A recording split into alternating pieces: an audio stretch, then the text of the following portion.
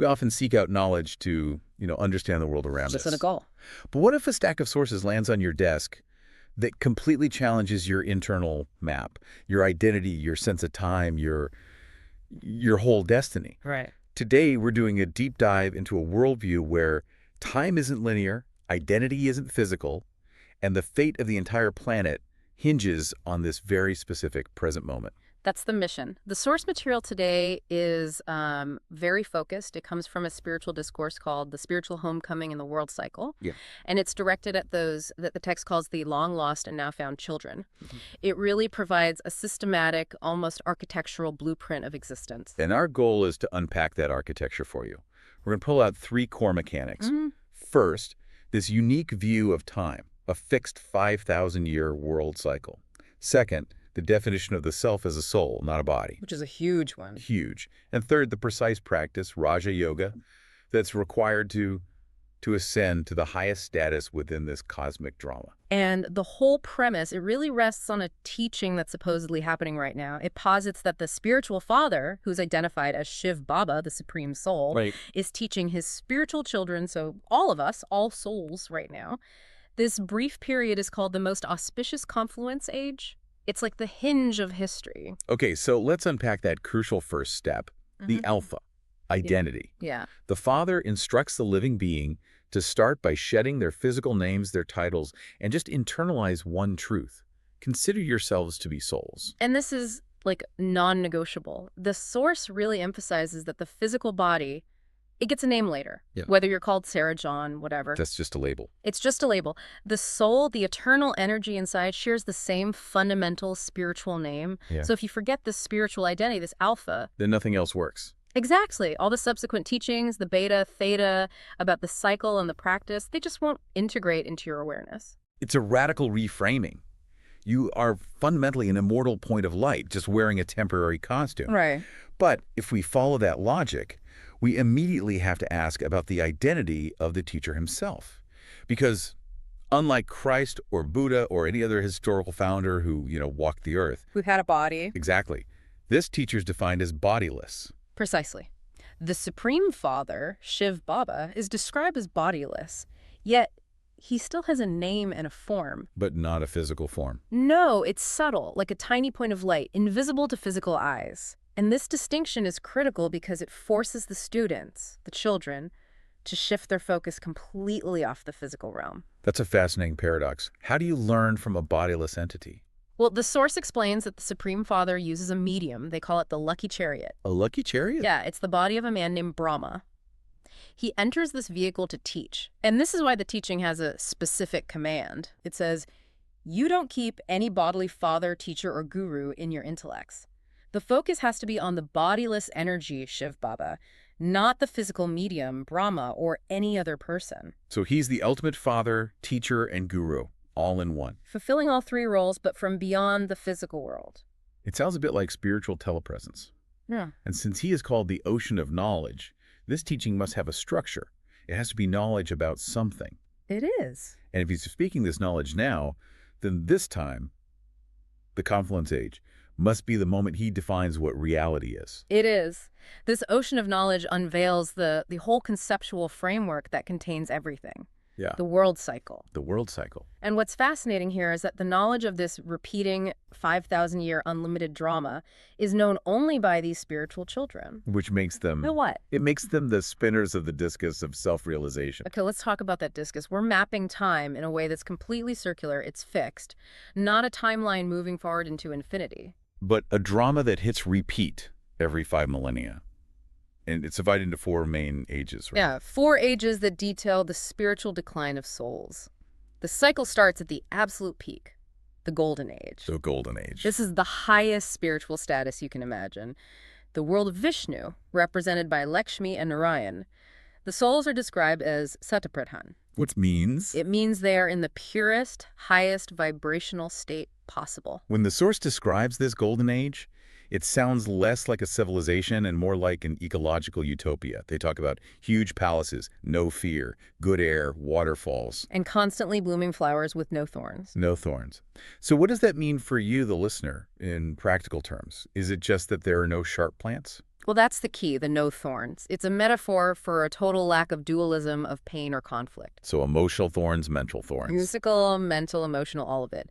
The external environment just reflects the internal purity of the soul. No thorns means no sharp words, no bitterness, no suffering, and crucially, no poverty.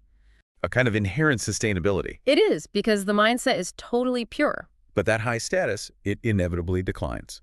So after the Golden Age, souls slip a little into the Silver Age, which is ruled by the Rama dynasty. Still good, but... But the slow erosion of purity has begun. Yes. And the second half of the cycle is where the real struggle happens. The Copper Age and then the Iron Age. And this is called the Land of Raven. Meaning the world is now governed by vices, by poverty, sorrow, spiritual darkness.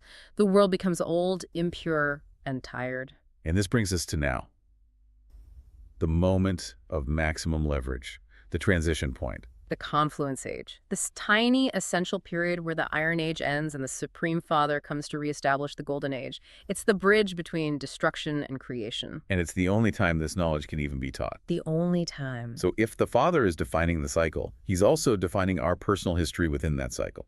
The source talks about the 84 births, and that raises a lot of questions about destiny. It does. The Father reminds the children how they took 84 births. Now, this isn't a universal number for every single soul. It's not. No, it's a measurement of status. Only the souls destined to take the maximum, the full cycle of 84 births, are the ones who come to study now at the end. They're the ones who are there at the very beginning. So the people receiving this teaching are, in a sense, the spiritual pioneers, the ones who went through the whole experience. Exactly. They experienced the purest form of the Golden Age and the deepest fall into the Iron Age. And the entire purpose of this study now is to complete that transformation. To get them back to the top. To change them from ordinary humans into deities, from those who are poverty-stricken into those who are ground, and secure that highest status again for the next cycle. Okay, so the goal is transformation. But how do you leap from the poverty-stricken, impure existence of the Iron Age to that utopian Satopradhan state of the Golden Age? We need the mechanism. We do. And the sources say the method is Raja Yoga, which they call the pilgrimage of remembrance. The pilgrimage of remembrance. This is the core spiritual engineering, if you will. It's a mental practice. It requires the soul, once you've realized your true identity, to constantly focus on the one bodiless Father, Shiv Baba. The command is Man Manabhav, remember me, the one Father. That sounds simple, but Yeah. I mean, maintaining that remembrance constantly throughout the day while you're interacting with the physical world, that's the real challenge. It's a complete mental overhaul. It's more than just repetition. It's a total shift in consciousness. You're training yourself to stay detached from the physical body, from physical relationships, from this temporary world. And focus only on that one eternal anchor. Right. And the source is very clear about the result of this sustained mental effort. It calls it the fire of yoga that actively absolves accumulated sins. The fire of yoga, that's a powerful metaphor. How does remembering act like a spiritual furnace? Well, sins or karmic debts are seen as impurity collected over those 84 births, like rust coating the soul. Only the connection with the Supreme Soul, who is the source of all purity, can cleanse this. The effort of remembrance generates a spiritual energy, the fire, which basically incinerates the past debts. Wow. And the text stresses that without this specific pilgrimage, without connecting to that supreme source, those sins cannot be absolved. That makes the stakes extremely high for this tiny confluence age. But what about mistakes? If I try, but I fail a lot, does all that spiritual effort just vanish? No, and the source offers a sort of proportional spiritual calculus. It says that even a little effort doesn't go to waste. That's a relief. It is. If a soul makes only a little effort, they may still experience some punishment, but if the effort is sincere and continuous, that punishment is greatly lessened. The goal, though, remains to become karmatit, To clear the ledger completely. to get to a zero karma balance. The destination of this effort is interesting, too. We're told the soul goes first to the land of Shiva, and then returns to the land of Vishnu. That sounds like a spiritual pit stop before the ultimate reward. That's the exact progression. The land of Shiva is the home, the incorporeal world, the land of peace. It's the soul's original resting place. Okay. And they wait there for the cycle to begin again. By remembering the Father, the soul guarantees itself a ticket home, and from there, a guaranteed high-status return to the land of Vishnu, which is the Golden Age, heaven. But to qualify for that status, the soul has to adopt a specific moral code, the dharna. right now during this transformation period. Correct. The ethical guidance is fundamentally focused on harmony.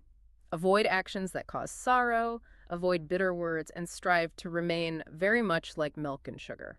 That milk and sugar metaphor is so compelling, especially when you contrast it with the Iron Age. In the Golden Age, you have milk and sugar harmony so complete that the lion and the lamb live together. It implies a perfect, seamless blend. Milk and sugar combine completely without changing the value of either one. They just enrich each other. Right. That's the quality of relationships when souls are pure. Whereas the current world, the Iron Age, is described as salt water. Everyone lives together like salt water, even fathers and sons. What's the fundamental source of that bitterness, according to the source?